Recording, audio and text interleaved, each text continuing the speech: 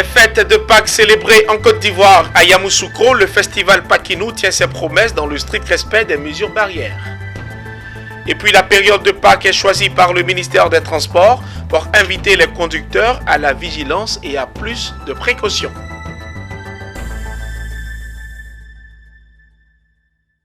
C'est en vous souhaitant de passer de joyeuses fêtes de Pâques que nous démarrons ce journal. Mesdames et messieurs, bienvenue. En Côte d'Ivoire, la période de Pâques est un moment de déplacement massif des populations, surtout celles résidant dans le centre du pays. Et qui dit déplacement dit voyage, qui dit voyage parle également de tourisme. À Yamoussoukro, capitale politique de la Côte d'Ivoire, des festivités sont organisées chaque année autour d'un événement dénommé Pakinou Festival.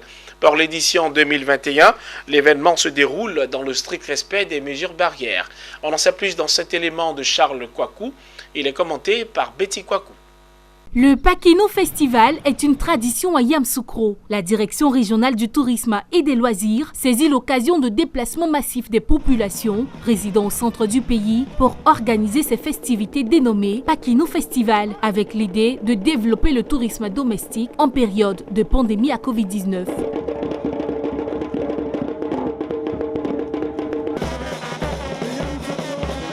Cinq jours d'attraction attendent les festivaliers. Cette année, l'accent sera mis sur certaines régions touristiques du pays. À la place Mofete de Yamoussoukro, les visiteurs pourront découvrir le riche patrimoine culturel des régions du Poro, du Bunkani, du Lodibois et du Guémon. Ce sont des régions d'un point de vue touristique qui comptent pour ce qui est la destination Côte d'Ivoire. Je voudrais demander à l'ensemble des populations, que ce soit les résidents de Yamoussoukro, ou les résidents tout simplement de la Côte d'Ivoire, d'effectuer à l'occasion des festivités pascales le déplacement vers Yamoussoukro pour participer à Pakinou Festival touristique.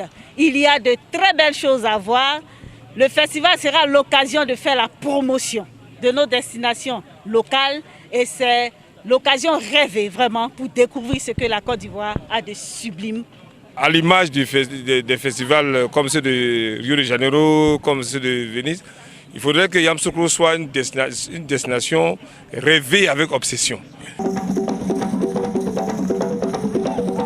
Pakinou Festival touristique ouvre une lucarne pour deux Open, le Pakinou Open Jeux de Dames et le Pakinou Open Jeux d'Awalé. Pour maintenir les festivaliers en haleine, les soirées de contes Yedingoa et des concerts d'artistes tradis modernes et modernes avec des animations Maki DJ.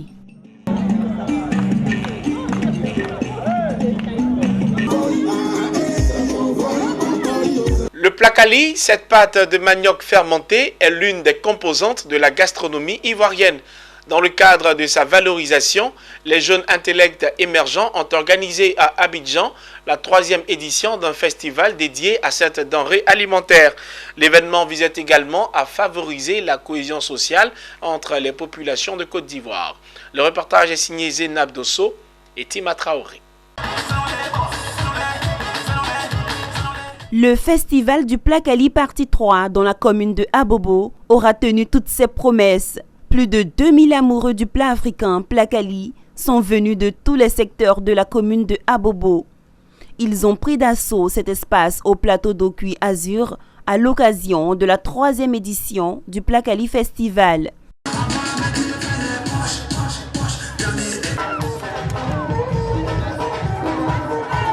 Des activités, concours de danse, prestations artistiques, jeux ont meublé cette édition.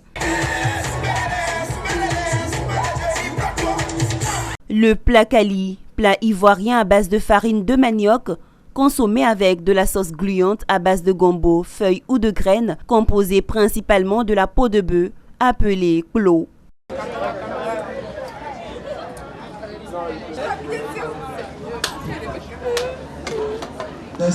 Ici, l'avantage pour nos participants était de bénéficier d'une bonne quantité de plats complets à un coût abordable dans un cadre festif et convivial.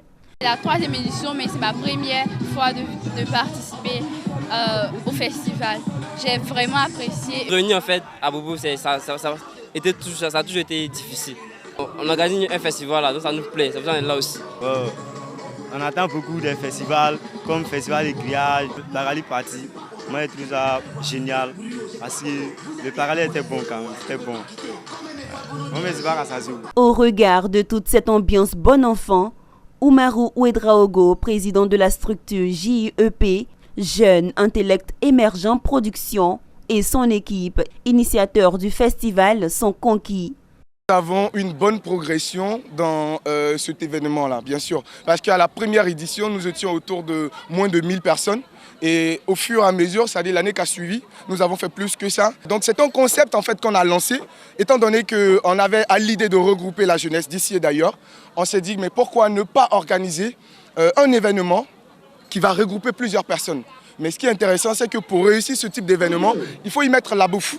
Et comme ça, nous avons pensé au Plakali, qui est un mets ivoirien, approuvé de tous et que tout le monde aime, bien sûr. Si on fait un classement, le Plakali et le Garba, vous verrez par vous-même que c'est équilibré. Donc nous, on a préféré le Plakali. Et voilà que depuis 3 ans, nous organisons cet événement Plakali Party. C'est aussi notre manière de rendre un hommage à notre feu, monsieur Ahmed Bakayoko. Voilà, ce monsieur-là a beaucoup fait pour la commune d'Abobo. Voilà, il a su diriger les jeunes, leur faire changer de mentalité. Le festival Plakali, dénommé Plakali Party, est né depuis 3 ans dans la commune de Abobo, par les jeunes et pour les jeunes de la commune. Son enjeu est de promouvoir l'excellence, la valeur humaine et de donner une image positive à la commune. Plusieurs perspectives sont annoncées par les initiateurs pour les prochaines éditions.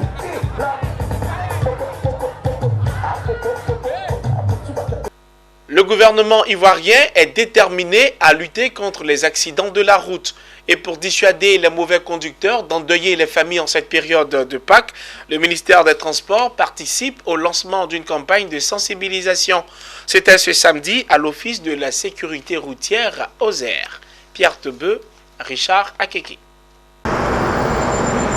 L'unité spéciale de police rattachée au ministère des Transports s'est déployée ce jour à Yopougon et à Koumassi dans l'optique de veiller au respect du code de la route et de la réglementation. Pendant cette période de grands mouvements de personnes, la police spéciale de sécurité routière reste vigilante. Depuis plus d'une semaine, nous avons reçu instruction du ministre des Transports d'accentuer notre présence sur le terrain, de travailler dans l'orientation de la sécurité routière, de mener toutes les actions susceptibles de nous emmener à freiner les accidents de la route. Depuis 2 ou 3 jours, vous voyez que c'est la répression. Au lieu d'Igesco, dans la commune de Yopougon, les véhicules sont contrôlés. Ce taxi de transport n'a pas de visite technique depuis 2015. Le conducteur reconnaît qu'il est en infraction. Les agents ordonnent la mise en fourrière de son véhicule. Un autre pris en surnombre est lui aussi contrôlé. Pour poursuivre sa route, il lui est demandé de descendre un passager, non sans l'avoir verbalisé. Oui, bon, non, c'est normal, chacun a son travail. Puisque, bon, nous, c'est 20 places. Quand on sort, on prend les 20 personnes. Bon, si on trouve que non, c'est sous-nombre. Donc, il y a descendu une personne. Sur le terrain, les agents de la police spéciale de sécurité routière sont intransigeants.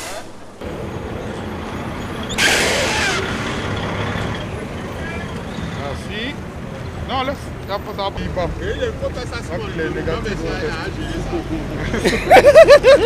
La chance au fait d'être sifflé parmi des milliers de véhicules qui passent, voilà, me dit d'effectuer mon test. Voilà, si je ne consomme pas de l'alcool, voilà, parce que l'alcool n'est pas bon au volant et puis sinon les périodes des fêtes, des Pâques là, voilà, avec l'alcool, on peut 2 secondes seulement, tu peux laisser la route. Donc pour notre propre sécurité, j'ai accepté de passer au test. Et je suis sorti négatif. Au grand carrefour de Koumassi, les conducteurs de transport en commun qui stationnent sur des chaussées sont appréhendés. Pendant cette période de congé et de célébration de la Pâques, cette opération est plus que nécessaire pour lutter contre les accidents de la route. Constatez avec nous qu'il n'y a pas de relâchement. Nous sommes sur le terrain en permanence. Je dis en permanence parce que ici, on ne peut pas vous dire combien de fois ils sont reprimés. On le fait naturellement. Ça peut persister. On peut avoir l'impression qu'on ne le fait pas, mais nous sommes dedans, nous sommes sur leur dos. Tous les moyens pour empêcher les accidents sont en train d'être mis en œuvre par le ministère des Transports. Cette opération se poursuivra jusqu'à la fin de cette période de retour des congés de Pâques. Son Excellence Ingo Herbert, ambassadeur de l'Allemagne en Côte d'Ivoire, était récemment dans la commune de Yopougon. Il est allé visiter Allemand 24, première boutique 100% allemande présente sur le sol ivoirien.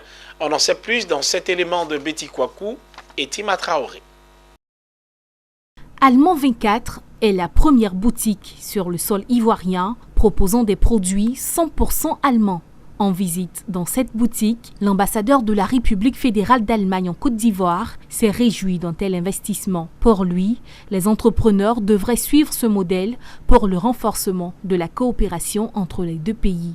J'aime bien l'idée parce que c'est l'Allemagne vraiment présent au peuple, pas seulement par notre coopération officielle, pas seulement à Cocody où on a aussi des expats de l'Allemagne, mais c'est vraiment pour le peuple ici dans un quartier populaire. C'est intéressant. Je crois pour les entreprises allemandes aussi d'investir ici ou d'être plus présents que dans le passé. Pour Philippe Thierry, Allemand 24 est un pari réussi. Yopougon, c'est la plus grande commune de la Côte d'Ivoire. Yopougon représente toutes les couches sociales de la Côte d'Ivoire. Donc voilà, c'était un test pour nous, un test d'entrée pour nous. Et aujourd'hui, comme je dis, nous sommes vraiment satisfaits. Offrir à la population, c'est-à-dire cette tangibilité de pouvoir toucher, consommer les produits de tous les jours allemands ici en Côte d'Ivoire, mais c'est simplement fantastique. Depuis 2 ans, la boutique Allemand 24 propose exclusivement des produits allemands aux Ivoiriens et offre la possibilité de faire des achats en ligne au travers de la plateforme Amazon. Elle ambitionne ouvrir dans d'autres communes et ainsi générer des emplois. Rendons-nous à Bondoukou pour parler de qualité d'enseignement. Une mission du ministère de l'Éducation nationale se retrouvait dans la ville dans le cadre d'un séminaire sur le pilotage de la qualité de l'éducation. L'objectif étant de collecter et récolter toutes les données pour une école de qualité. C'est un projet pilote qui démarre ainsi dans les zones de Bondoukou. Anissé Kouadio.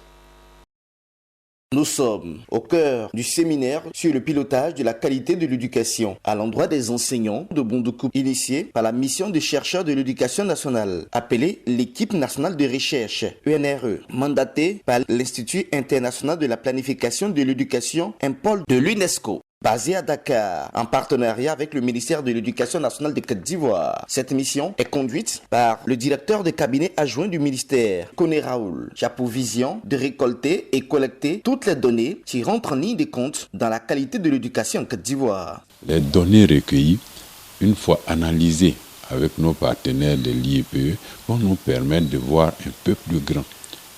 C'est une approche, on va appeler des métadonnées, qui permet de voir au fond quels sont les leviers les plus pertinents dans notre cas sur lesquels agir pour réellement produire du changement dans nos classes. L'objectif visé, avoir une éducation efficace, et l'équipe de chercheurs espère pouvoir s'appuyer sur ces enseignants. Ces enseignants-là ont pris conscience qu'ils doivent faire l'effort pour que la qualité de l'enseignement au niveau du primaire soit vraiment élevée.